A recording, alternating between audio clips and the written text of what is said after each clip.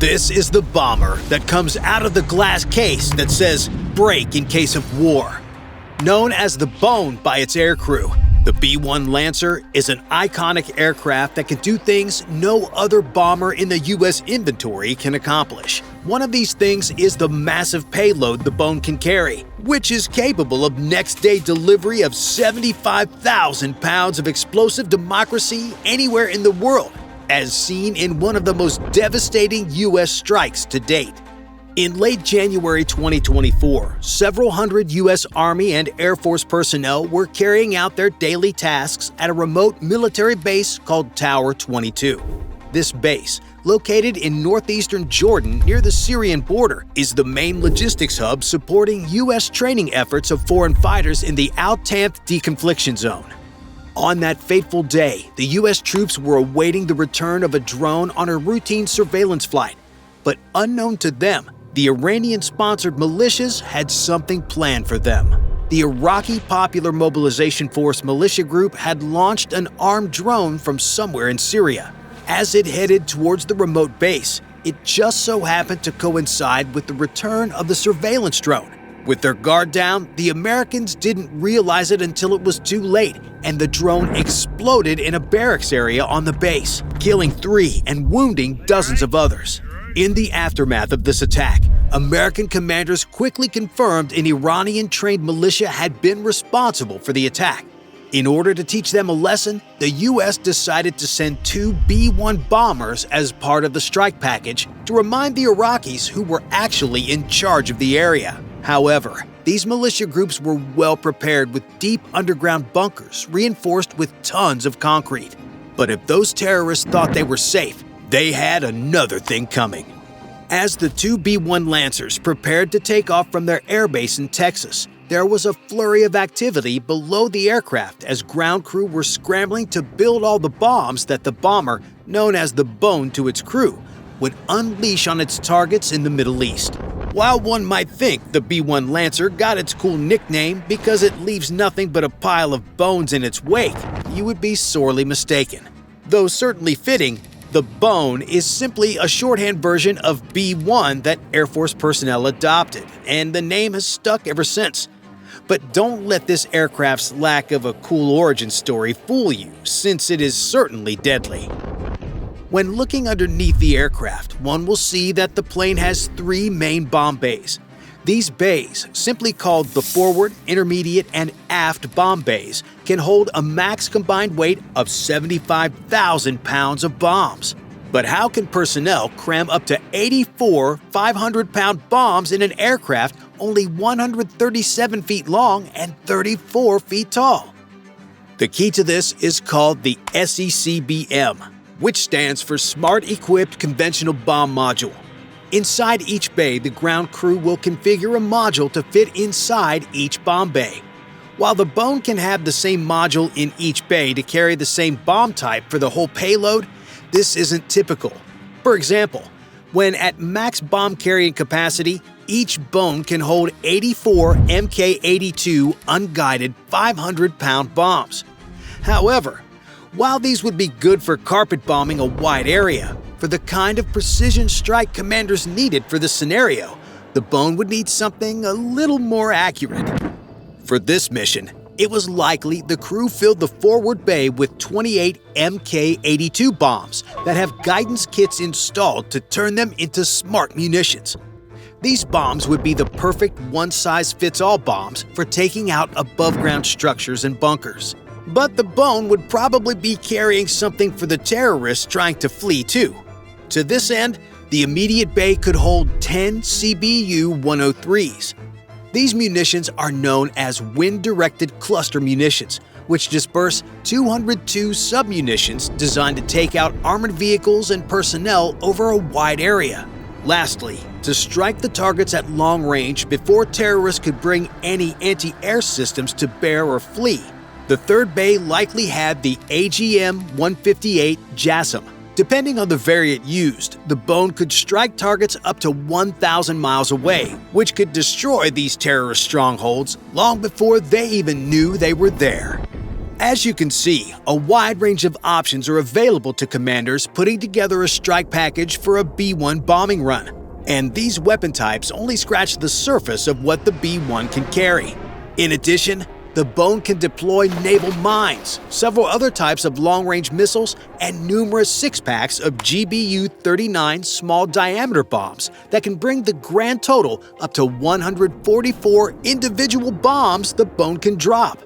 And this is only just what the bomber can carry internally. Throughout the aircraft, there are 6 external hardpoints that ground crews can attach even more weapons or fuel tanks for extra long missions. But as the pair of Bones take off to take out their targets in Syria and Iraq, there are some people assisting the pilots in the rear of the aircraft.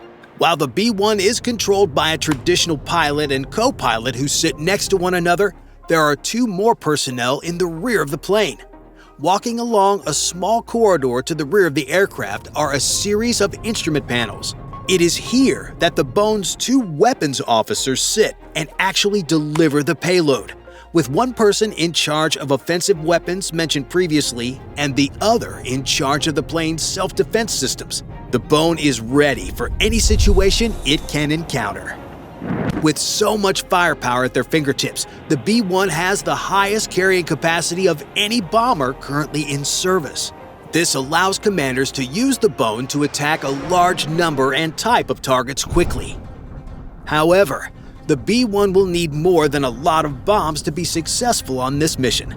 After all, thanks to Russian and Iranian weapons and training, the militias these bombers are targeting are among the most well-armed and prepared terrorists in the entire region. But don't worry, since the Bone has some never-before-seen engineering that makes it basically a heavy bomber masquerading as a fighter jet to avoid any anti-air systems the terrorists possess. When conducting strikes over contested airspaces like in Syria, one of the biggest advantages the Bone has are the massive engines in the back, compared to bombers like the B-2. The rear end of this aircraft is thicker than a bowl of oatmeal thanks to the 4 General Electric afterburning turbofan engines. With a max output of 30,780 pounds of thrust in full afterburner, the Bone can reach mind-boggling speeds of 1.2 Mach. Not too shabby for something that weighs up to 477,000 pounds fully loaded. But besides being the fat kid that can run fast, the Bone has a few features that make it stand out from every other bomber before it. Inside the cockpit, beside the pilot, is what looks like a lever along his right side that had numeral designations, like a protractor. In one of the rare instances where something you learned in K-12 that actually applies in real life, the pilot can adjust this level to change the angle of attack on the wings. Looking outside, you can see that when the pilot does this, the wings can go from full forward to tight. In a full forward configuration, the Bone's wings are actually almost perpendicular to the aircraft at about a 15-degree angle. However, by moving this lever, the pilot can bring the wings tight into the airplane's body at full sweep at an angle of 67.5 degrees. Though not a new concept in itself due to its use in several fighter aircraft like the F-14 Tomcat, this is a revolutionary feature for bombers. Having variable swept wings allows the Bone to have the stability it needs for low-speed flight while quickly transitioning into delta wing design to allow it to maintain formation with fighter aircraft. This element is essential since as the formation of B-1s and their fighter escorts get closer to the target areas, the Bone doesn't want to get left in the dust and be vulnerable to Syrian fighter aircraft. But if you thought that this was not enough to move a chonky boy like this, then you would be right. However, the aircraft designers were already one step ahead since they designed the plane with horizontal stabilizers that can also be moved independently. Looking at the back of the aircraft, you can see these 2 stabilizers on the tail. Because they can move independently, the pilots can use them for emergent or evasive maneuvers like a tight bank to avoid an enemy missile and even a barrel roll. But that's not even all it can do. Thanks to something called a sniper pod, the Bone can actually function as a close support aircraft. If you look closely, there's something resembling a security camera sticking out of one of the hardpoints on the right side of the fuselage. But this is no ordinary ADT security system. In fact, the actual name of this device is the Sniper Pod. The Sniper Pod is a system with multiple electro-optical and infrared cameras and a really badass laser designator installed. Though the crews won't be using this device at 30,000 feet in the air, with the Sniper Pod installed, the bone can actually be precise enough to come in low and slow for close air support for troops on the ground. But for today's mission, the B-1 crew is going to be conducting long-range fires against their targets. Thanks to the speed and maneuverability of the aircraft, the bombers made it through Syrian airspace undetected by enemy radar and are soon within their launch points. As the planes get within 15 minutes of their designated weapon release point, the plane goes into autopilot and takes over. By doing this, the pilots can focus more so on what's all around them and coordinate with their weapons officers as the plane calculates the exact drop point based on wind, aircraft speed, and a bunch of other factors. As the plane flies over the drop point, the bomb bay doors release for that particular ordnance that was pre-planned ahead of time. Then, all the pilots have to do is watch as freedom and democracy rain down and assess the battle damage as it does so. As for the two bones on that mission, they continued to do this again and again until 85 targets across 7 sites in Iraq and Syria were destroyed. But while this mission was a success, the tides of war are shifting. Aircraft that may have been cutting edge years ago are now as good as a giant target with a "shoot me" sign on the back of them. But the Air Force is not going to let one of their best bombers become obsolete before their eyes. Instead, Air Force officials have embarked on an ambitious program to continue sharpening the bone's lethal edge for years to come. Started in 2020, the B-1 Embracing Agile Scheduling Team, or BEAST program, is a way to make the bone even more lethal in modern, contested airspaces. One of the key components of this has been updating all of its communications and data equipment to the modern age. Equipped with data links like Link 16 and other advanced comms equipment, the bone can now send and receive information in a fight much faster than before, when seconds could mean the difference between coming home or not.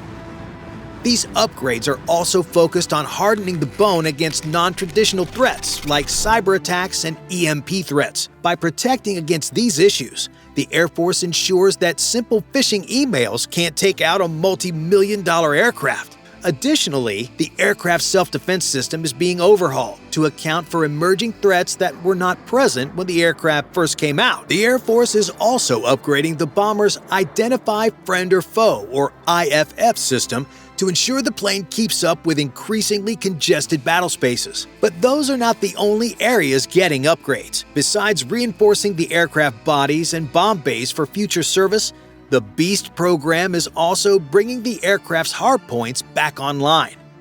Because of the Last START treaty, the Air Force physically modified these hardpoints to not accept any weapons to comply with treaty requirements, limiting the amount of nuclear-capable bombers each country could have.